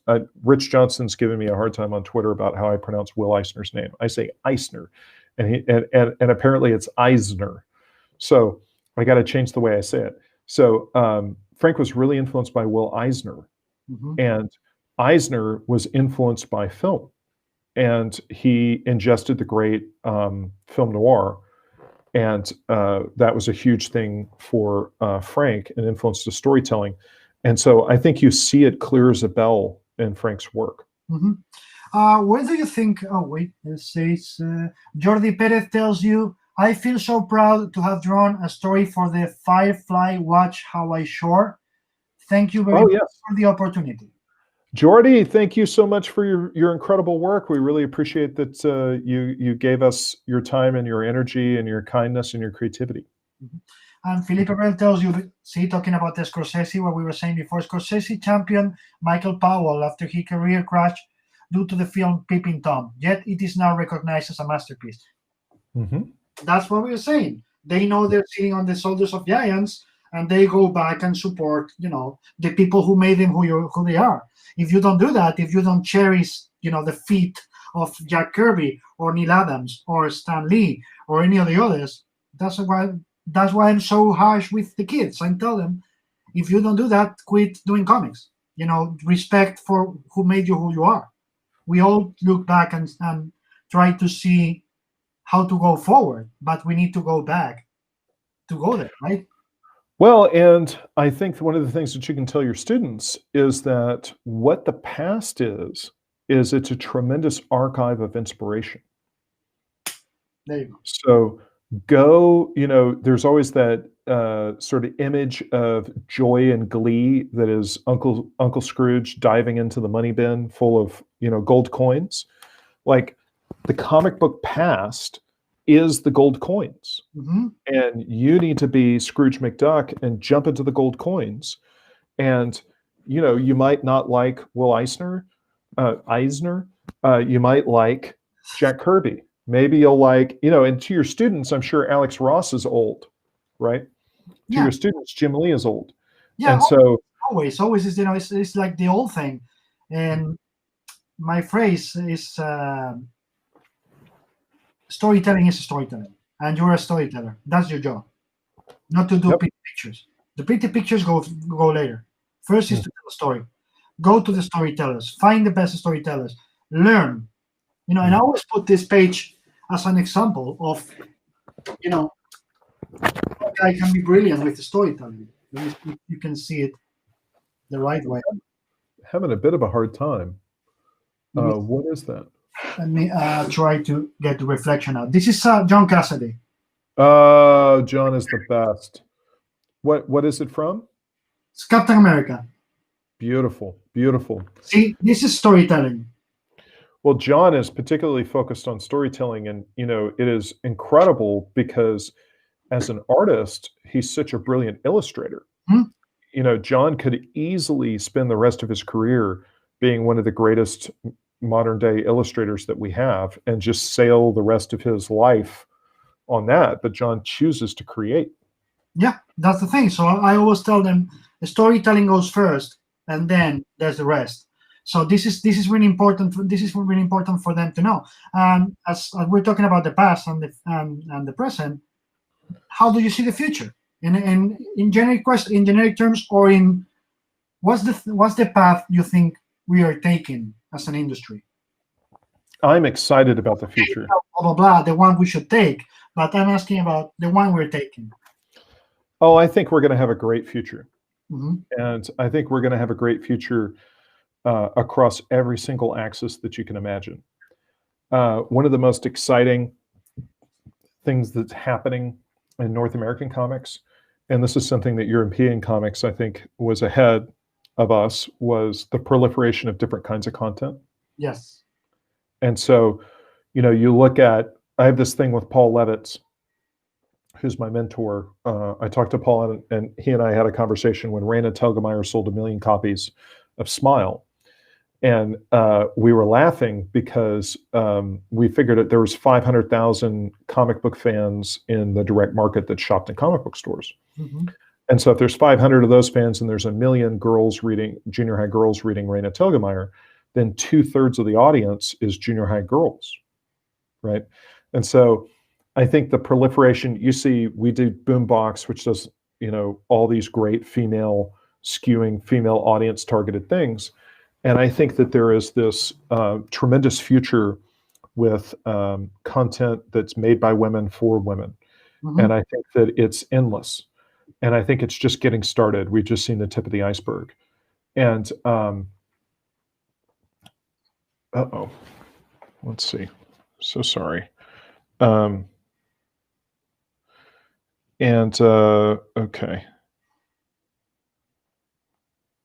Okay, so I just got a text from Steve Jeppy, the head of Diamond, so I just needed to make sure that it wasn't an emergency. Okay. So apologies. He doesn't text frequently, and when he does, it's don't worry about it. And the moment you need to leave, you just say it. Don't. No worries. So, you're a man, so that's fine. So where was I? What was I talking about? I lost track of it. No, the moment you mentioned Jeppy and Diamond, and so I literally thought, oh, that's important. So I lost track of it. Yeah, no, I appreciate it. Female comics. Oh, right. So we're talking about the future. So the future is female. Okay. The other thing that's happening is the biggest area of publishing in New York book publishing, and notice I said book publishing, I didn't say comic book publishing. The biggest area of growth is comics for kids. And so you see that with Dogman selling millions of copies. So kids are going to read comics. They're going to grow up. Their tastes are going to grow, right? And they're going to need more stuff to read. So if you're a creator or you're a publisher, that's great news. We're going to be able to sell more stories to more people, and we're going to sell them younger, and we're going to sell stories to women and to men. And we're going to be able to do all kinds of stories. And I love doing all kinds of stories. I love doing all kinds of different things. Yeah. Now, the direct market is in a place in comic shops where the culture is getting nerdier and nerdier and nerdier, okay? And comic book companies will come and go. They've always come and gone, okay? There will always be change, okay? But a place to go that isn't work, and it isn't your house, that understands who's stronger, Superman or the Hulk, okay, that is eternal, okay? So you can go there and talk Star Wars, you can go there and talk Star Trek, you can go there and talk about Lord of the Rings, you can go there and talk about Y the Last Man, you can go there and talk about all the things. It's a pub, right? It's a pub where you happen to buy comics. Yes. And maybe you also buy magic cards, and maybe you also buy action figures. I mean, I don't care what you do, but I don't think that's going to go away. And I think as the culture gets nerdier, those places will become more and more central. And so comic sales will go up, comic sales will go down. I think we're going to have a proliferation of web comics. You saw we kickstarted Berserker, and I don't even like to say kickstarted because kickstarted implies that we needed the money to publish the book, and we didn't need the money to publish the book. The book was already funded. We used it as a digital distribution pipeline, and it was a way to get the comic book to Keanu Reeves fans who'd never read a comic book before. And the project funded for $1.7 million. And so there's a lot of Keanu fans that want to read a comic book. And that's really good because, David, you and I remember when nobody wanted to read a comic book, if they were a civilian. Yeah. If you'd have said, hey, I have a Keanu Reeves comic book, nobody would be interested. So, the culture is going to get more and more comic book friendly. It's going to get nerdier and nerdier, and that's going to be better for comic shops. And, we've gone through a tumultuous year with the pandemic reshaping things, but we'll come out the other end and we'll hit the ground running and good things are coming. Yeah, and it's also, that's also an answer I give people when they ask me about, checking direct market and Diamond's numbers. I always tell them, yes, that's fine, but please check the book scan too. Right. Because that's the real world. We live in a not in a ghetto, but in a hub, as you said, like in the comic book club. But many times you have to tell them there's other audience there. Some creator was telling me 2 days ago, I won't name names, this story I want to tell, but I'm worried, I don't have a place to tell it. And I literally said, you have now. We are not like 10 years ago. You want to tell a biographical story, there's going to be a place for it. Yes. Because the industry has changed and the readers have changed because they get more and more used to read personal stories, even from the creators that, I read him first on superheroes. But, those creators that are jumping to Boom, to Image, to some other place to tell their personal stories. Well, you've got to stop looking at the business as just Marvel and DC. There you go. That's the past. Yeah. It's not just that anymore. Yeah. Yeah. And even, the changing of, don't answer this because you're the businessman and you shouldn't, but I have a theory that I think is going to be something really good is going to happen because DC changed the distribution, which is DC moved somewhere else that left a gap in Diamond. And that gap that I hope that in terms of, the books, the amount of books they lost to sale, the moment that happened, I said, this is amazing for Boom, this is amazing for Image. If they know how to do it. Thank you. Needs to make that fucking money that they lost. Well, David, if you insist that I need to make that money, then I'm willing to do it. So, fair point. So let's talk. Can I take Philip's question? Yes, absolutely. Philip Ebrel, previously comics were produced on cheap paper. Now the quality has got better and increased in price. Can the market go back to poorer print quality and cheaper price to pick up more readers? Okay, Philip, I got bad news for you.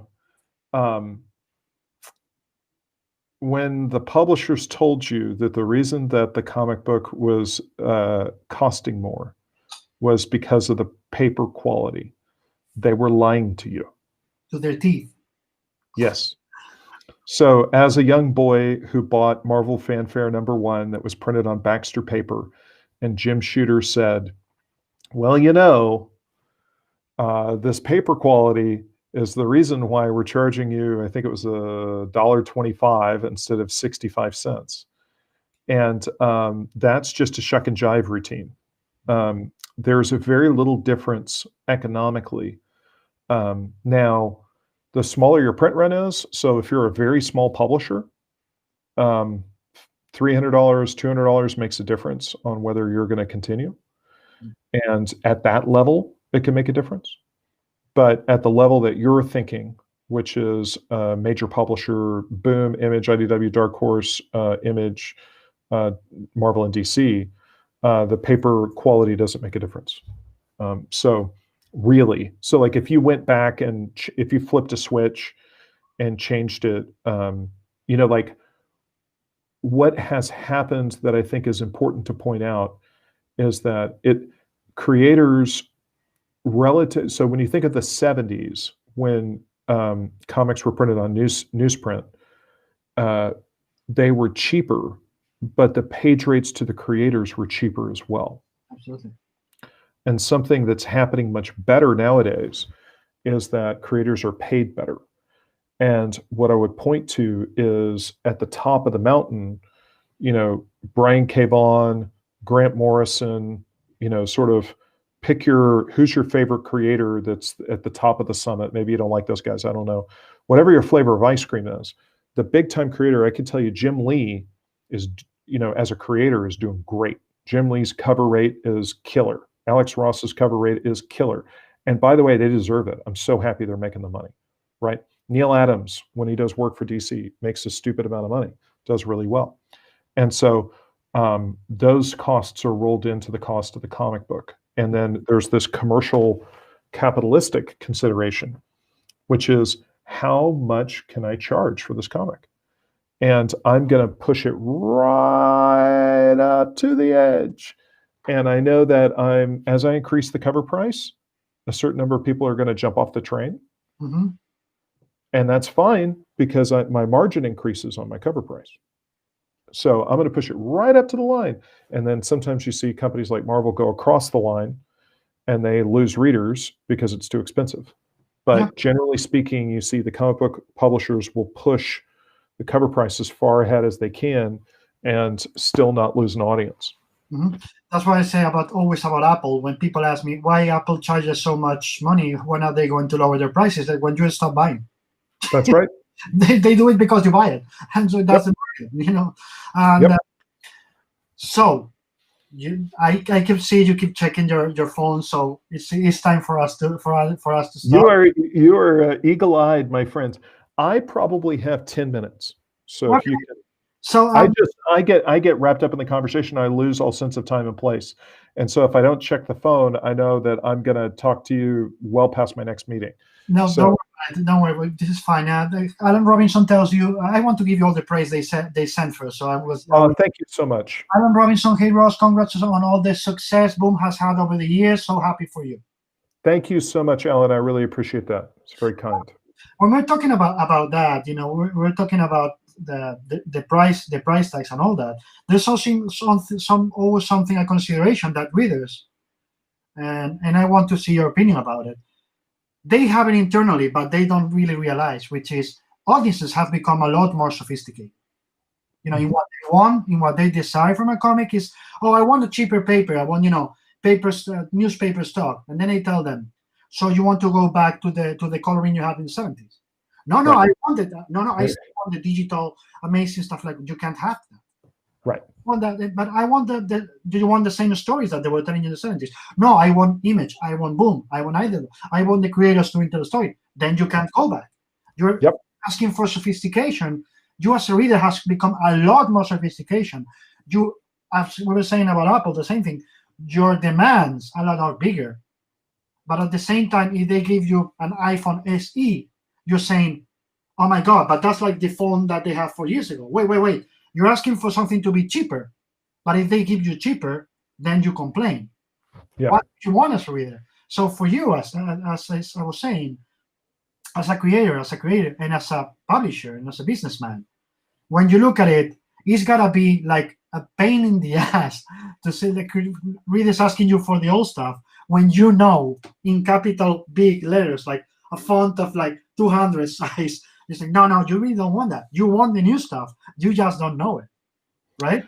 Yeah, absolutely. But I think it's the audience's job. The audience, what the audience wants is they want the most amazing thing for nothing.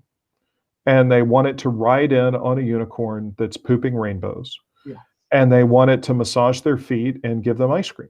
Yeah. And I get it. I'm a member of the audience. I want those things too. Mm-hmm. And so at the end of the day, you got to go just do what you got to do. And, we switch things up, experiment with formats, do stuff that's different every once in a while. And sometimes it works and sometimes it doesn't. I just remember a question I wanted to ask you before, and I forgot before you leave. How important it is Archaea for you guys and what it represents as part of the company? Well, I think what Archaea represents, I really wanted to set a company that could do anything. And so with Kaboom, we do kids stuff, and with Boombox, we do female audience. And then Archaea is really the artistic with a capital A. And so when you talk about auteur work, Like we just had a graphic novel come out from Mike Hawthorne that was called Happiness Will Follow. Mm-hmm. And it's a memoir where Hawthorne tells the story of growing up as a Puerto Rican American kid who is very poor and whose mother, with a single mom, whose mother is abusive. Mm-hmm. And it is an absolutely heartrending, incredible story. It's just, it kills you. And I'm getting emotional just talking about it. And I knew that if we have Boom over here, it's the studios part, where, we're doing Firefly and we're doing, We Only Find Them When We're Dead, and we're doing these big, big, big genre things, right? That we needed a place to be able to tell more personal stories. There's also a big hit that we did that was called Bolivar, and it's the story of a little girl who's next door to a dinosaur. She discovers she lives next door to a dinosaur in New York, and New York is so busy, nobody's noticed. Okay. I love that. Thank you. It's one of my favorite projects. And the thing about Bolivar is that it's like a children's book experience. So if you serialized it through Kaboom, it wouldn't be the same. Mm-hmm. It's kind of a children's book aspect ratio, size. It's a real thick book, and turned into a bestseller. The New York Public Library picked it as one of the best books of the year that it came out, and it's just been a complete rocket. And so Archaea gives me, thank you, Sean, Archaea gives the ability to do anything artistically. So we can get a little bit more out there. We can do things that are a little different, and we can kind of experiment. Love to experiment. Yeah, and you also just did the Slaughterhouse 5. Yes. Ryan and with Albert, yes. And that's also an amazing book. I think anything you have there, one of the, Sierra is probably, I've known her since the Dark Horse Day. She's one of the most talented and cleverest wise in this industry by far, I would say. Thank you. She's a genius, and that goes to my philosophy as a manager, is to find really smart people and then listen to them. Absolutely. And Pedro Mercader asked, how did you get Keanu to write a comic? So I have the worst story for how did I get Keanu to write a comic. So we have a division of the company that's devoted to translating the material into film and TV projects. And there's about 5 people, and they get up in the morning and they look at the catalog and they are like, how do we make these movies and TV shows? And so as a result, we work with the biggest agencies, talent agencies in the world, talent agencies that represent writers and directors and actors and producers. And so CAA, oh, look, I just got a notification I have a little extra time. So we work with CAA, which represents, people like Tom Cruise, and we work with UTA, United Talent, and we also work with William Morris Endeavor, WME, and WME represents Keanu. And so we've took projects in and worked with these agencies very extensively. And so we got this phone call that Keanu wanted to pitch a comic. And you say yes, and then you sit in your office and Keanu walks in, and I literally was sitting on the couch, and he stood up and he said, I just really want to punch through dudes. I just want to take my fist and I just want to punch through chests. I just want dude after dude that I'm just plowing through on the battlefield, and I'm just punching my fist through their chests. Through their chests. Just blood is spraying out the back and their guts. And, 4 hours later, maybe it was 3, you're standing up, and he said, and I want Raphael Grandpa to draw the first cover. And we were like, Keanu knows his stuff, man. Yeah. He knows who Raphael is, and he loves Mesmo Delivery. Mm-hmm. And we just knew it was it's incredible. I look at Berserker, and I think what Berserker is it's kind of an answer to John Wick. Now, this isn't anything that Keanu has told me, so I have not had this conversation. And maybe Keanu will watch this video in horror and smack me around the next time I see him. Okay, so caveat, I'm just a dude. Okay, but I think John Wick is very formal Yes. Okay, it's very everybody's in a suit, and the sets are gorgeous, and it's very ornate, and all the colors are beautiful, and the action is choreographed like a dance. And so Berserker is the flip side of that. Berserker is Wolverine, so it's gritty, it's dark, it's mean, it's like unrelenting, and it's just completely violent and bloody. And I think it's after being in this John Wick world where like everything is perfect, Keanu just wants to color outside the lines. You know, he just wants to like let it all out. And so, yeah, let the beast. He wants to let the beast out, right? yeah, absolutely.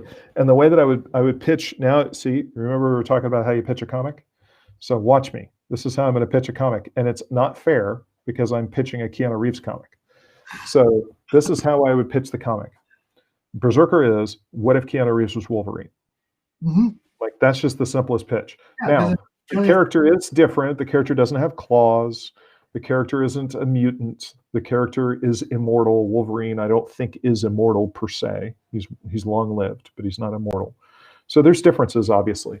But basically, that ferocity and that sense of violence and that sense of emotional weight, the pain of the past, all those characteristics, the tone of Wolverine is present in Berserker. Mm-hmm. Okay, the important question: who do you think is crazier, Keanu or Matt Kent? Oh, Matt Kent by far. Yeah. No challenge. And I think Matt would be so excited. I think Keanu would be mad that I said that. And I think Kent would be taunting him and be like, take that, buddy. So Matt Kent, you know, like, I got to think about what I'm going to reveal right now. So there was a point at which in the development of Berserker that we were dealing with, we were trying to figure out the supernatural element of it because the character is an immortal. And the character has very mythological underpinnings because he's half God. And so as we were trying to think about this heroic milieu, you know, Kent was the one that started to go Jack Kirby and say, what if it's science fiction? And so, you know, you can put Kent in a box, but he's going to figure out how to get out of the box and how to go in through the outdoor and do something completely different. He just really doesn't recognize categories and doesn't let barriers hold him back. Yeah. Anybody who knows him knows that. Yeah. He's an amazing guy. Have you seen, you know, what you tried with Berserker in terms of the distribution? Do you see it as a path to continue in terms of attracting new readers, or is it just a one-time thing?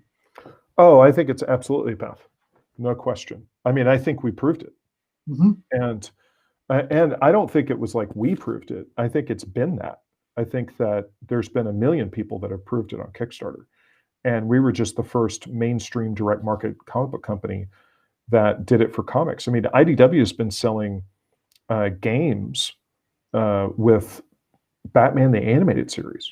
You know, they've been doing Teenage Mutant Ninja Turtle board games on Kickstarter and having great success. And so I think it's an excellent way to reach an audience that doesn't go into the comic shops. And it's just one click, right? I mean, it's easier than Amazon. Yeah, absolutely. That's the amazing thing. If I ask you, the Killing You, because we still have we are comics people, so it's always here. And if it leaves, we're in trouble. We are in trouble. So the Killing You, if I ask you, hey, Ross, 10-year-old, you can write any character you want in the world. Who would it be? We have to presume first that I can write, so we'll just roll with that. No. We don't have to presume it. I'm asking which one you would pick. And the writing part, as we said, that comes later. The technique comes later. Inspiration. We're talking about inspiration here. Well, okay, so I'll give you the cleanest answer that sort of like gives you the psychic blueprint of how I do my job. So Cyclops from the X-Men. Mm-hmm. And here's why. So Cyclops, what he does is he leads a team. And with that team, the team is composed of people who are brilliant. So imagine leading Storm, imagine leading Wolverine, right? They're truly great at what they do, okay? And that represents my team at Boom, Mm-hmm. is I have a group of people like Sierra that are really brilliant at what they do. And I, growing up, had a good relationship with my father. And so if you think about the father figures in Marvel Comics, you know, Thor has a very difficult relationship with dad. You know, the joke would be Thor is alcoholic father, right? So like when Odin is not drinking, he's great. And when Odin is drinking, God help you, right? And Peter Parker doesn't have a dad, right? So it's that Professor Xavier, I had a great relationship with my dad. And so I always felt a kinship as a kid when I read X-Men. Mm-hmm. And in particular, one of the things that was very compelling to me about Cyclops was Cyclops felt the burden of leadership. And so he was often trying to rescue his teammates when they were in trouble. And he was also trying to hold them back when they were making bad decisions. Mm-hmm. And so that burden of leadership is very much something that I get up with Boom every day. I need to guide the team to the right place, and we need to make the right decisions because people's livelihoods are depending upon me. Mm-hmm. And so that burden was something that was very powerful. Now, the other answer I would give you is my first love was the Fantastic Four. And the thing that I loved about the Fantastic Four was the Thing. And the reason that I loved the Thing was the Thing always felt different. And so everybody knows the Galactus trilogy, but what people forget about is the next issue is This Man, This Monster. Yes. And what happens in This Man, This Monster is at the end of the Galactus trilogy, Galactus literally is going off in the distance, okay? And they're on the rooftop of the Baxter building. And the Fantastic Four is there with Alicia Masters, who is Ben Grimm's girlfriend. And Alicia is talking to the Silver Surfer. That's all that's happening. She's just literally saying, hey, are you okay? Okay. And Ben Grimm is so insecure that he walks up and he sees it, okay? And he thinks, look at this angelic Silver Surfer who's beautiful, who's perfect, who's powerful. Look at me. I'm ugly. How could anybody ever love me? Mm-hmm. Okay. And that blind woman, she loves the Silver Surfer. She does not love me. And he doesn't hear what they're saying. He doesn't ask Alicia. He instantly assumes that he's a disaster and he walks away. Mm-hmm. And he goes and has this long, dark night of the soul in Fantastic Four number 51. And so for me growing up, I'm just, you'll laugh about this. Last week, I was in Los Angeles somewhere and a woman walked by and she said, you look like Stone Cold Steve Austin. Okay. So I'm a big dude. You know this, David. I'm like 6'2", right? And I've got a pair of shoulders on me, right? And so I'm played sports when I was growing up. Okay. And then I was also an honor student. And so my dad was an engineer. I was always good at math and I could do, I loved history and all these different topics, right? And then I also would paint and I would draw growing up. And I really enjoyed that. And I'll tell you what the art school kids don't want is Stone Cold Steve Austin hunched over a desk painting, Mm-hmm. right? That does not make them feel good. They do not like that experience. And I'll tell you what a Texas football team doesn't want. They don't want the honors kid talking to them, okay? Mm-hmm. Literally, I went to my 20th reunion, okay, in high school. And one of the guys said to me from the football team, 20 years later, He said to me, "Oh, Ross, always with the $12 words." Okay. He was like, "You're too complicated. You make my brain hurt. You're losing me." So I never had anybody I didn't have a country. Mm-hmm. Right? So the art school kids didn't want me because I was a jock. The jocks didn't want me because I was a brain. The brains didn't want me because I was too weird and I was too much of a jock.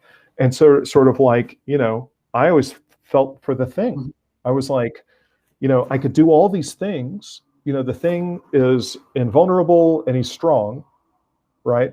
But that makes him repulsive, Yeah. right?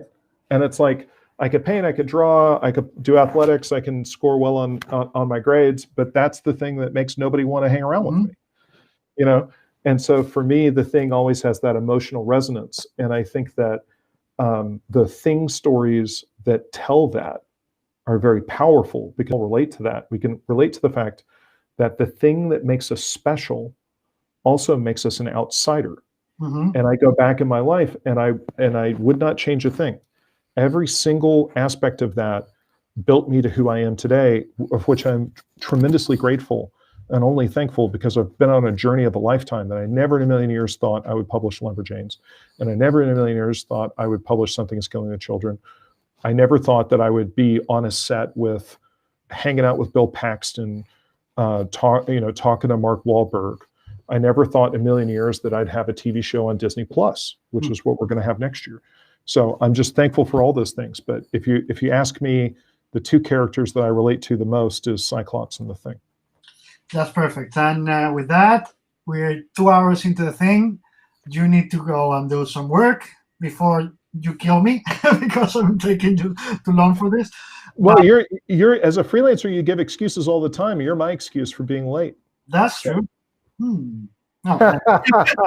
So, before we go, I gotta give a shout out to Janine Schaefer too, and to Daphne Pleban. So Yay! I don't think I only mentioned Sierra, so I mentioned her too. I love her, and they're amazing too. And Geniuses. Absolutely, and amazing people. That's the best part. All three of them, they're incredibly good people. So also Gagnon and Bryce. Guys, I'm thinking about you too. And Philip, I know everybody that I know at Boom are amazing people. That's the thing. I don't know how you do it. It's the X-Men, David. It's the X-Men. That's true. That's a good analogy. But and your Cyclops, good. Except you're taller. Anyway, we have to leave here. Thank you, Ross, for being here. Please don't cut because Thank you, brother. I want to say proper thank you when we're offline with the people. But all of you, thank you for being here. Have a nice weekend. Don't be assholes.